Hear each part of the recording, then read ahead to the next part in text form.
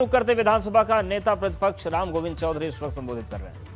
अब आप जैसे अब संगीत नजदीक जा रहा है, समय नजदीक जा रहा है, चुनाव नजदीक आ रहा है और काहे को परिवार पैदा किया गया। लेकिन यह घरघोर संसदीय परंपराओं का अपमान है।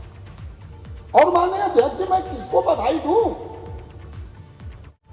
कौन उपाध्यक्ष चुना गया? आज तक ये परंपराएं रही है सदन की कि जब माननीय अध्यक्ष का चुनाव हो, चाहे माननीय उपाध्यक्ष का चुनाव हो, जब माननीय अध्यक्ष कुर्सी पर विराजमान हो जाते हैं तो माननीय नेता सदन बधाई संदेश देते हैं, नेता विरोधी दल देते हैं, दल के और नेता देते हैं। तो उपाध्यक्ष के चुनाव में तो मर्यादाओं का हनन हुआ ही, संसदीय परंपराओं को तोड़ा ही गया। बधाई संदेश में भी वही, हम आपको बधाई देंगे। किसको बधाई दे? कुर्सी पर तो आप हैं, उपाध्यक्ष तो यहां बैठे हुए। इनको हमको आपको वहां ले जाना चाहिए था। आप खड़े होकर के इनको सम्मानित तरीके से अपने आसन पर बैठाते, आप वहां से चले जाते अपने कमरे में, माननीय उपाध्यक्ष जी आसन पर बैठते और तब इनका बधाई संदेश होता। लेकिन ये भी परंपराएं तोड़ दिया माननीय मुख्यमंत्री जी ने, भारतीय जनता पार्टी की सरकार। बारह जो ही परंपरा इन लोगों ने कायम की, उसके अनुसार मैं आज के निर्वाचित माननीय उपाध्यक्ष जो हमारे प्रिय मित्र के सुपुत्र जी हैं, मैं इनको बहुत बहुत बधाई देता हूं, इनका मैं सम्मान करता हूं और इसे उम्मीद करता हूं कि संसदीय परंपराओं के अनुसार, हालांकि मैं कहा था बजट सदन में, जब सदन में बजट पेश हुआ था, ये लोला है माननीय उपाध्यक्ष जी, जब आज आपको यहां बैठा दिया गया, वहां नहीं बैठाया गया, तो हमको नहीं लगता है कि आप ऊपर कभी बैठ पाएंगे। कहेंगे जब तो सदन ही नहीं होगा, एक दिन होगा, तो एक दिन होगा तो इतना महत्वपूर्ण रहेगा कि माननीय अध्यक्ष जी का बैठना अनिवार्य इसलिए रहेगा। तो वही लोला है आपके मुख में।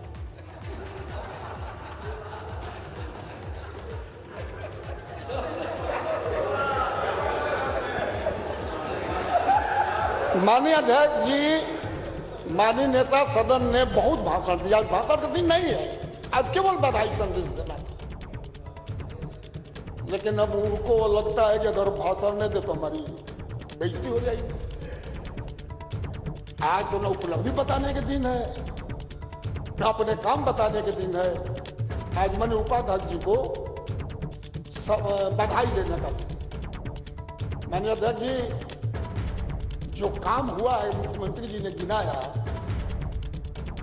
वो तो जनता देख ही रही है। नौजवान हमारे माननीय उपाध्यक्ष जी हैं, लेकिन अध्यक्ष जी, इस देश में नौजवानों का आइकन एक आदमी है, वो है माननीय अखिलेश यादव। पूरा देश के हर जाति धर्म के नौजवान माननीय अखिलेश यादव के साथ खड़ा है। और जो प्रक्रियाएं और जो काम आपने किया, उसको जनता पसंद नहीं कर रही, किया ही नहीं। गिनाते रहे, गिनाते रहे, गिनाते रहे, गिनाते रहे, लेकिन यहां नहीं हुआ। महाराष्ट्र चुनाव आना है, बड़ा आपने गौर से कहा कि हम इतना वोट से जीता। अध्यक्ष जी, हम थे 49, चले गए 3, श्रीमान 2 और बचे हम 46। वोट कितना पाए हैं?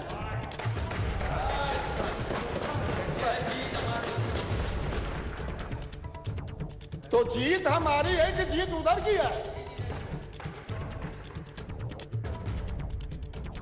कुछ भी हो, हम जितना संख्या में है, उससे हमारी संख्या बड़ी है।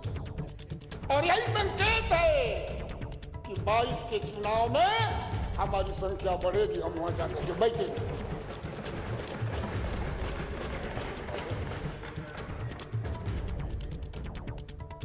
माननीय अध्यक्ष जी, माननीय मुख्यमंत्री जी कुछ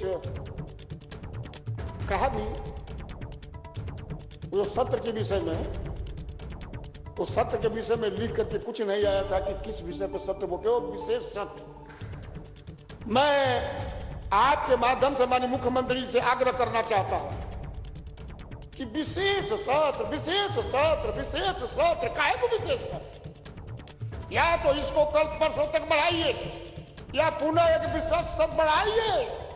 गरीबी, बेरोजगार, भ्रष्टाचार, किसानों के दमन पर, महंगाई, इस पर चर्चा हो इस सदन में, सारे सदस्य हिस्सा लें। लेकिन ये आप करेंगे नहीं। क्यों? कि आपने 4.5 साल का कुछ किया ही नहीं।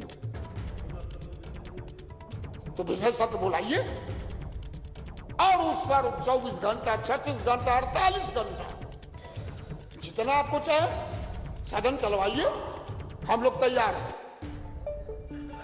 लेकिन माननीय अध्यक्ष जी, मैं मुख्यमंत्री जी की बड़ा इज्जत करता हूं और हम पर बड़ा कटाक्ष धीरे धीरे करते हैं, हंसते भी रहते हैं। मैं कटाक्ष नहीं करता हूं कि वो मानता हूं, संत हैं, मठ के पीठाधीश्वर हैं, देश के सबसे बड़े प्रदेश के मुख्यमंत्री हैं और सत्य से कहीं इनका लगाव आई नहीं।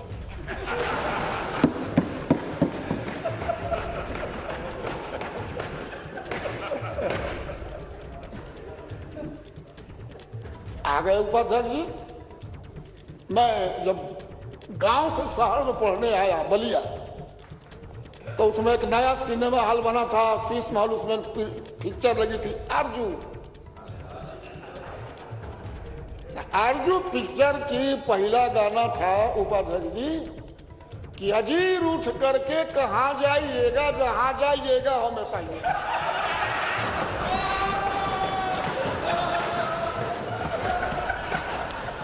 आप गए तो उधर और उन्होंने आपको भेज दिया इधर।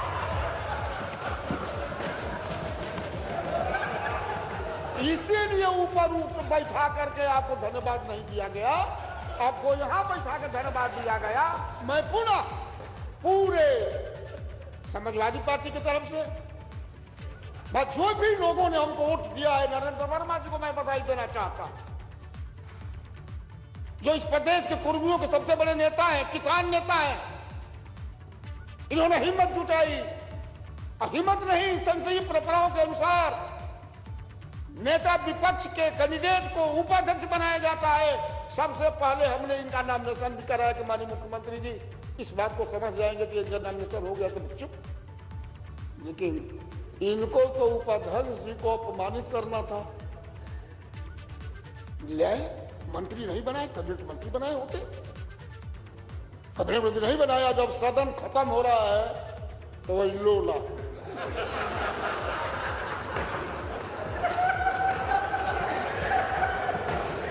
बहरहाल जो कुछ भी मिला है माननीय उपाध्यक्ष जी, मैं आपका आभार व्यक्त करता हूं, आपको बहुत बहुत धन्यवाद व्यक्त करता हूं। और आपकी अध्यक्षता में अगर सदन चले तो मैं जरूर विश्वास करता हूं कि बिल्कुल निष्पक्षता से पक्ष और विपक्ष का भेदभाव भुला करके आप सदन का संचालन करेंगे। हालांकि नौबत आए कि न आए, भगवान मालिक है। तो और मैं पूरे सदन के माननीय सदस्यों का भी मैं धन्यवाद करता हूं कि आज सभी लोग माननीय उपाध्यक्ष के निर्वाचन में सम्मिलित हुए। जितना वोट माननीय नरेंद्र वर्मा जी को जिन लोगों ने दिया है, हमारे पार्टी के अलावे उनको हृदय की गहराइयों से भी मैं उनको बहुत बहुत धन्यवाद देता हूं। पुनः मुख्यमंत्री जी को, संसदीय कार्य मंत्री जी को परंपराओं को तोड़ने, नई परंपराएं डालने और इस उपाध्यक्ष चुने जाने के बाद भी परंपराओं को तोड़ने का अधिकार कायम करने के लिए मैं पुनः मुख्यमंत्री जी को भी बधाई देता हूं, संसदीय कार्य मंत्री को भी बधाई देता हूं। पुनः मैं उपाध्यक्ष जी, अगर किसी बात से हमको आपको कष्ट हुआ हो तो मैं उसके लिए खेद है। मैं हंसी में ऐसी बात कर रहा था।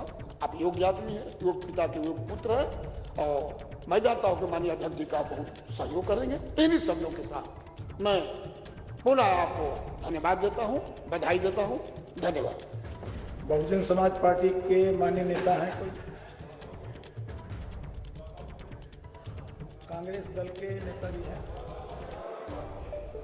तो उपाध्यक्ष चुन लिया गया है नितिन अग्रवाल को, और नेता प्रतिपक्ष राम गोविंद चौधरी ने सीधा आरोप लगाया है कि संसदीय परंपराओं को तोड़ा गया है और बेहतर ये होता कि उपाध्यक्ष को बिठाया जाता कुर्सी पर, उसके बाद उन्हें बधाइयां दी जाती, लेकिन ऐसा नहीं हुआ। और उन्होंने ये भी कहा कि हमारे पार्टी से उन्हें ले ही गए थे तो उनको कैबिनेट मंत्री बनाते, लेकिन कैबिनेट मंत्री बनाने के बजाय उनको वो पद दे दिया गया जिस पर वो अब बैठ भी पाएंगे या नहीं बैठ पाएंगे ये भगवान मालिक है, क्योंकि अब ऐसी नौबत आएगी नहीं, सत्र होगा नहीं, चुनाव करीब आ गया है।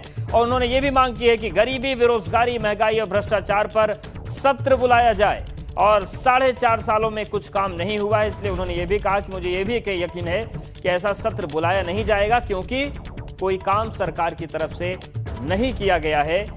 तो नितिन अग्रवाल को यूपी विधानसभा का उपाध्यक्ष चुन लिया गया है। और इन सब के बीच राम गोविंद चौधरी ने कहा कि विशेष सत्र बुलाया जाता है तो ये विशेष सत्र बढ़ाइए या तो एक नया सत्र बुलाइए जिसपे गरीबी पर बात हो, भ्रष्टाचार पर बात हो।